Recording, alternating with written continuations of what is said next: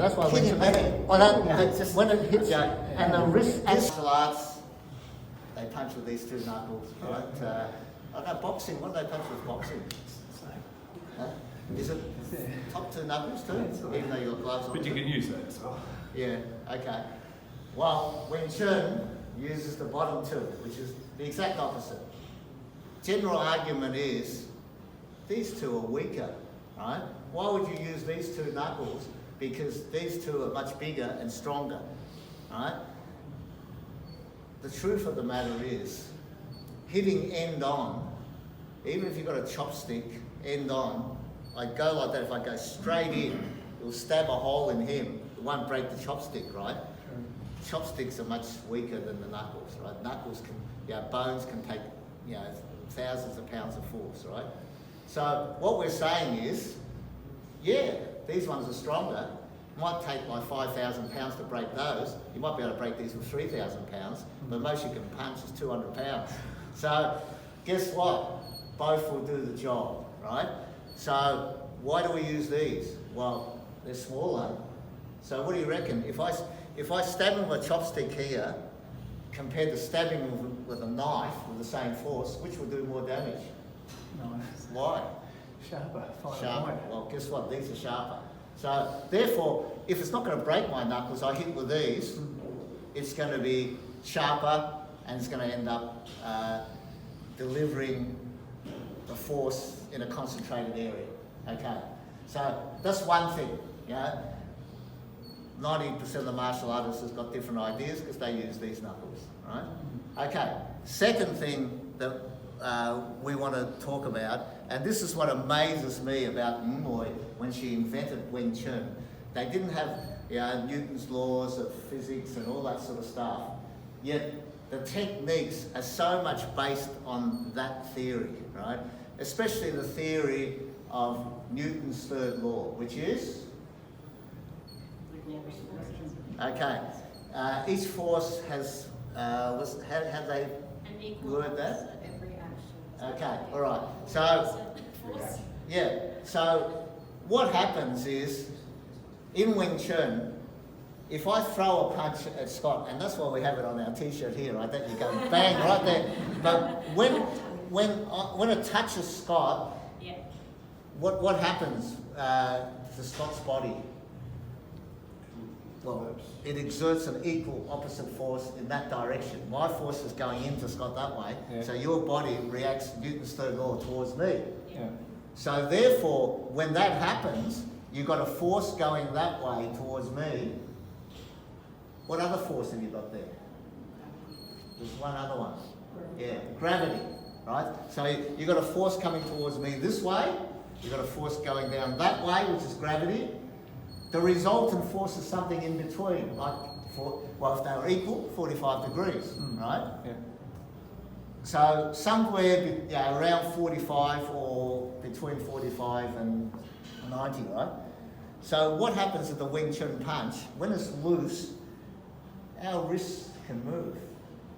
So when I actually hit him there, it's just, this, when the first one, once it touches, then we get the reaction force, then this one goes up. Yeah. And if your wrist has got enough looseness in it, and it goes up 45 degrees and the other force is 45 degrees down, It's directly opposite.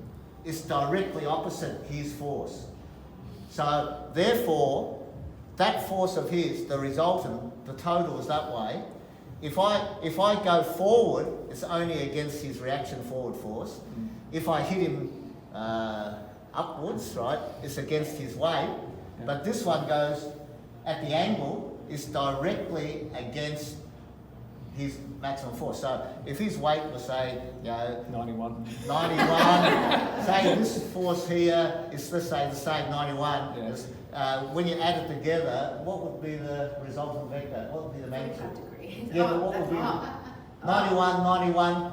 What would that, the other, come on. Plus 91 Right? squared. So it's about 1.4. Okay, 1.4, right? Okay, so, which means, if I hit him that way and I can get that exact angle right, my fist will transfer 140 And you ruin my holiday. kilograms there. Whereas if I hit him there like that, the most it can transmit is 90, but it won't because he'll move, you'll get knocked back, so you might only get 40 or 50, right? Okay?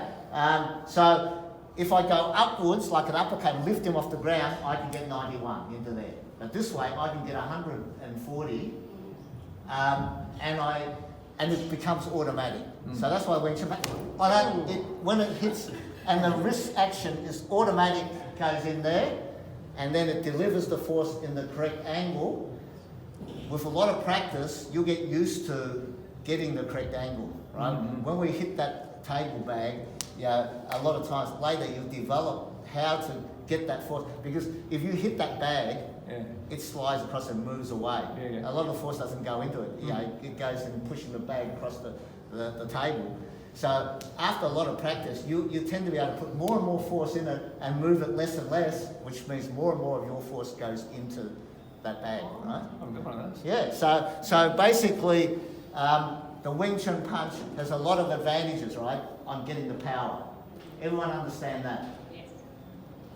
Guess what? One of the things you don't want to happen to you when you're throwing your punch.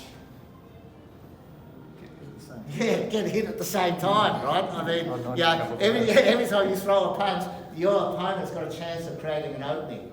Imagine I throw a punch like this, everywhere is open. You can hit me anywhere. But the Wing Chun punch, if I throw a punch there like that, and I'm hitting with the bottom two knuckles and it's coming in that direction, my elbow can point downwards. I can cover my whole body. Guess what? When I'm throwing my punch, it's like I'm guarding up all that. If I'm guarding up like this, when I throw my punch, I'm just guarding up. So it gives me the strong position. It's protecting me against that when I'm hitting him. So it gives me a chance to defend while I'm actually attacking. So actually when I'm throwing a punch, I'm not leaving an opening. But if I go like that, 50-50. but this way, I'm blocking him at the same time, right? So basically, that's why the Wing Chun punch is done like that. And having vertical fist, hitting with the bottom knuckles, bringing the elbow down on the center line, it allows us to cover our whole center line while we throw our punch. And at any time we are punching, it's like we're guarding up, right? So I don't create any openings while I punch because it's just going through my guard, right? And all it is having a guard that's extended. Some people guard very far out here, some guard very close. When you're throwing the punch, you're just going in between the two, but keeping your hands in position.